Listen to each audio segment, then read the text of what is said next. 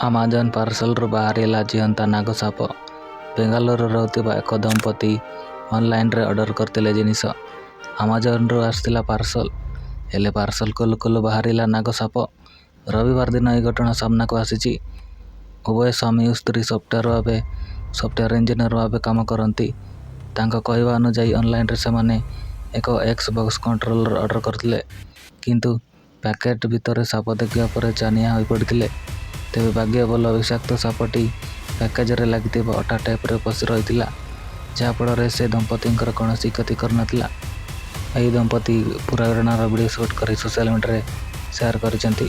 ଆଉ ସେ କହିଛନ୍ତି ଏହି ପ୍ୟାକେଟ୍ ଆମକୁ ସିଧାସଳଖ ଡେଲିଭରି ବୟ ହିଁ ଦେଇଛନ୍ତି, ଅର୍ଥାତ୍ ଏହାକୁ ବାହାରେ ରଖାଯାଇନଥିଲା। ସେ ଆମ ହାତକୁ ହିଁ ଦେଇଥିଲେ। ଆମେ ସରାଜପୁର ରୋଡ଼ରେ ରହୁଛୁ। ଏହି ପୁରା ଘଟଣାର ଭିଡ଼ିଓ ରେକର୍ଡ଼ିଂ ମଧ୍ୟ କରିଛୁ। ଖାଲି ସେତିକି ନୁହେଁ, ଆମ ସହ ଏହି ଘଟଣାର ସାକ୍ଷୀ ମଧ୍ୟ ଅଛନ୍ତି।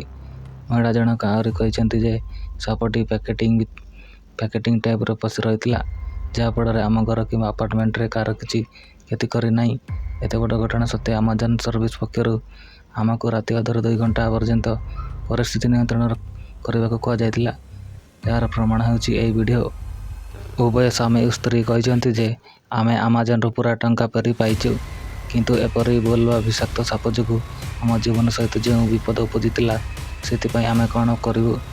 ଏହା ସମ୍ପୂର୍ଣ୍ଣ ରୂପେ ଆମାଜନର ଅବହେଳା, ଖରାପ ପରିବହନ ବ୍ୟବସ୍ଥା, ଗୋଦାମର ଅସୁସ୍ଥତା ଏବଂ ତଦାରଖର ତ୍ରୁଟି ଯୋଗୁଁ ଏଭଳି ସ୍ଥିତି ଉପୁଜିଛି। ସୁରକ୍ଷା କ୍ଷେତ୍ରରେ ଏଭଳି ଗମ୍ଭୀର ତ୍ରୁଟି ହେଲେ କିଏ ଦାୟୀ ହେବ? ଦମ୍ପତିଙ୍କ ଭିଡ଼ିଓ ଦେଖି ଆମାଜନ ପକ୍ଷରୁ ଟ୍ୱିଟ୍ ଯୋଗେ ପ୍ରତିକ୍ରିୟା ଦିଆଯାଇଛି ଯେ ଆମାଜନ ଅର୍ଡ଼ର ଯୋଗୁଁ ଆପଣଙ୍କ ହୋଇଥିବା ଅସୁବିଧା ପାଇଁ ଆମେ ଦୁଃଖିତ।